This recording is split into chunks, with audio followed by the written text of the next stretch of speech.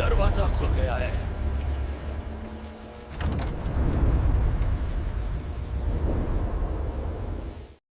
क्या आपने कभी रात में अकेले रेल के खाली डब्बे में सफर किया है? अगर नहीं किया तो कभी करना भी मत, ऐसा मेरा अनुभव कहता है। हुआ यूं कि मैं दिसंबर 2022 को अपने गांव शामली से पुरानी दिल्ली अपने घर आ रहा था। रेल वैसे तो शामली से रात 8 बजे चली थी, मगर रास्ते में कई बार रुकते रुकते रेल ने बागपत में ही रात के 11 बजा दिए। सर्दियों में वैसे भी लोग इतनी रात में कम ही रेल का सफर करते हैं। ऊपर से ज्यादातर सवारी कुछ लोग भूतों को नहीं देखते, कुछ लोग उन्हें महसूस करते हैं, और कुछ लोग ऐसे होते हैं जिन्हें आत्माएं खुद चुनती हैं। ये कहानी एक ऐसी लड़की की है जिसे बचपन से ही अजीब सी बेचैनी होती थी। ऐसी बेचैनी जो बिना वजह नहीं होती, क्योंकि जहां वो जाती थी वहां कुछ अदृश्य भी उसके पीछे पीछे चल पड़ता था। आज आप जिस कहानी को सुनने वाले हैं वो सिर्फ डराने के लिए नहीं, ये उन आत्माओं की सच्चाई है जो अभी भी अपने गुस्से और दर्द के साथ जिंदा लोगों की दुनिया में भटक रही हैं। वो रात बिल्कुल आम सी लग रही थी। मैं, मेरा बॉयफ्रेंड आदित्य और मेरी दोस्त स्नेहा बस यूं ही शहर के बाहर ड्राइव पर निकले थे। हवा ठंडी थी, सड़कें सुनसान थीं और हमारी हंसी कार के शीशों से टकरा कर लौट रही थी। तभी सामने एक पुराना कब्रिस्तान दिखा। टूटी हुई दीवारें, जंग लगे गेट और अंदर झूलती सूखी टहनियां। स्नेहा बोली, चलो अंदर चलते हैं, डरावना लगेगा। आदित्य को रोमांच पसंद था, वो तुरंत मान गया। लेकिन जैसे ही कार उस गेट के पास पहुंची, मेरे सीने में एक अजीब सी घबराहट उठी। दिल तेज धड़कने लगा, हथेलियां ठंडी हो गईं। मेरा मन चिल्ला रहा था, ये जगह तुम्हारे लिए नहीं है। आदित्य और स्नेहा कार से उतर गए। मैं अंदर ही बैठी रही, कार की खिड़की से कब्रों को देख रही थी। अचानक मेरे कानों में किसी के रोने जैसी आवाज गूंजी। हवा ठंडी हो गई और तभी स्नेहा भागती हुई आई। मैंने कुछ देखा, वहां आगे कुछ खड़ा है। हम फिर से कार में बैठे। कार कब्रिस्तान के उस कोने की ओर बढ़ी। जैसे जैसे हम पास पहुंचे, मेरा शरीर कांपने लगा और फिर हमने उसे देखा। एक काली आकृति एक पुरानी कब्र के पास खड़ी थी। उसका चेहरा नहीं दिख रहा था, बस एक लंबा सा साया। लेकिन उसकी मौजूदगी मेरे अंदर नफरत, दर्द और गुस्से की लहरें भर रही थी। मेरी आंखों से आंसू बहने लगे। मुझे लगा वो मुझे चोट पहुंचाना चाहती है। मैं चिल्लाई, यहां से चलो अभी। आदित्य बोला, तुम्हें कुछ नहीं होगा, मुझे कुछ दिख भी नहीं रहा। लेकिन मेरा दिल जानता था कुछ बहुत गलत है। जैसे ही हम वहां से निकले, मेरा शरीर और ज्यादा कांपने लगा। घर पहुंचकर भी 1 घंटे तक मेरी कंपकंपी नहीं रुकी। मुझे लग रहा था वो आत्मा मुझे पहचानती थी, जैसे कोई पुराना हिसाब बाकी हो। ये एहसास मुझे सिर्फ एक बार पहले हुआ था, जब मैं 9 साल की थी। मैं और मेरी दोस्त पेड़ों के पास बने हमारे छोटे से क्लब को सजाने के लिए कुछ सामान ढूंढ रहे थे। वहां सीमेंट की टूटी पट्टियां थीं, जंग लगे डिब्बे पड़े थे और एक छोटा सा गड्ढा। उस गड्ढे में एक टिन का डिब्बा रखा था। मेरा मन बिना सोचे उसे उठाने के लिए आगे बढ़ा और तभी गड्ढे से एक जली हुई काली खुरदुरी हथेली निकली और मेरी कलाई जकड़ ली। ऐसा लगा जैसे मेरी कलाई आग में जल रही हो। मैं चिल्लाई, रोई, छूटने की कोशिश की, पर वो पकड़ इंसानी नहीं थी। आखिरकार मैं किसी तरह छूटी।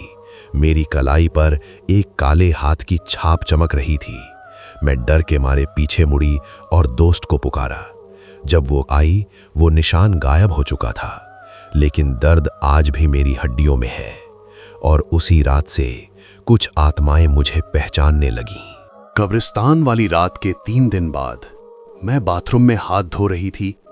अचानक मेरी नजर अपनी कलाई पर गई और मेरी सांस रुक गई।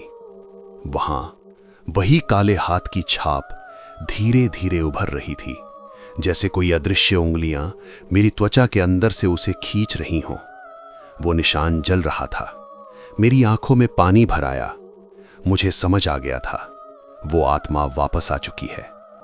उस रात मेरे कमरे में हवा ठंडी हो गई, खिड़की अपने आप हिलने लगी, मेरे कान के पास कोई धीमे धीमे सांस लेने लगा। मैंने आंखें बंद कर लीं, पर तभी तू हमें भूल नहीं सकती, ये आवाज मेरे कानों के अंदर गूंज गई। मैं बिस्तर से उछलकर बैठ गई।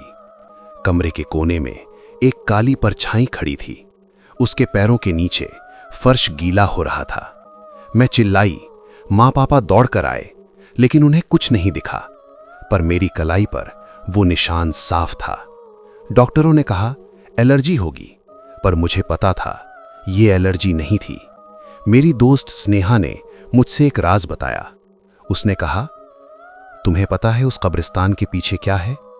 वहां एक पुरानी इमारत थी जहां 30 साल पहले कुछ लड़कियों के साथ बहुत गलत हुआ था और उन्हें वहीं जला दिया गया था।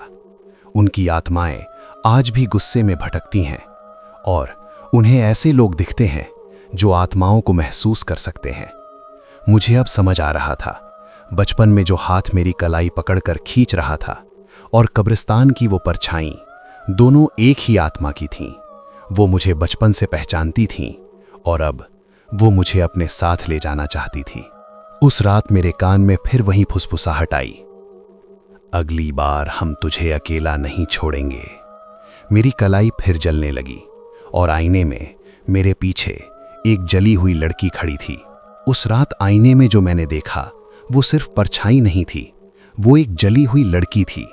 उसकी आंखें सफेद थीं, चेहरा आधा पिघला हुआ और उसकी कलाई पर भी वही काला निशान था जो मेरे हाथ पर था। वो मेरे बहुत पास खड़ी थी, उसके मुंह से जलने की बदबू आ रही थी और उसने धीरे से कहा, तू हमारी है। उस रात आईने में जो मैंने देखा वो सिर्फ परछाई नहीं थी, वो एक जली हुई लड़की थी।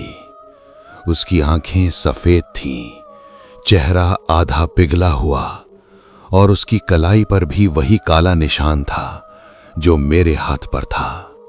वो मेरे बहुत पास खड़ी थी, उसके मुंह से जलने की बदबू आ रही थी और उसने धीरे से कहा, तू हमारी है।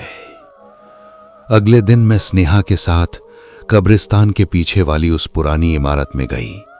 वहां की दीवारों पर अब भी काले धब्बे थे। एक टूटी अलमारी में हमें पुराने अखबार मिले, सन 1992 की खबरें। खबरों में लिखा था, 3 लड़कियां नेहा, पूजा और ऋतु को जिंदा जला दिया गया था क्योंकि उन्होंने एक गलत काम का विरोध किया था। उनकी मौत कभी न्याय नहीं पा सकी और उनकी आत्माएं अब भी वहीं थीं। मुझे याद आया, बचपन में जो हाथ मुझे गड्ढे से खींच रहा था वो हाथ नेहा का था। वो चाहती थी कि मैं उनकी कहानी दुनिया को बताऊं। वो मुझे डराने नहीं, जगाने आई थी। उस रात वो तीनों आत्माएं मेरे कमरे में आईं। कमरा बर्फ जैसा ठंडा हो गया। उन्होंने कहा, हम तुझे नुकसान नहीं पहुंचाएंगे, हमें बस तू चाहिए ताकि हमारा सच जिंदा रहे। मेरी कलाई का निशान धीरे धीरे गायब होने लगा और उनके चेहरे हल्के पड़ने लगे। मैं आज भी आत्माओं को महसूस करती हूं, पर अब वो मुझे नुकसान नहीं पहुंचाती। कभी कभी हवा में 3 धीमी हंसियां गूंजती हैं और मुझे पता होता है नेहा, पूजा और ऋतु अब शांति में हैं। पर हर बार जब मैं कब्रिस्तान के पास से गुजरती हूं, मेरी कलाई हल्की सी जलती है, जैसे कोई कह रहा हो, हम तुझे भूल नहीं सकते।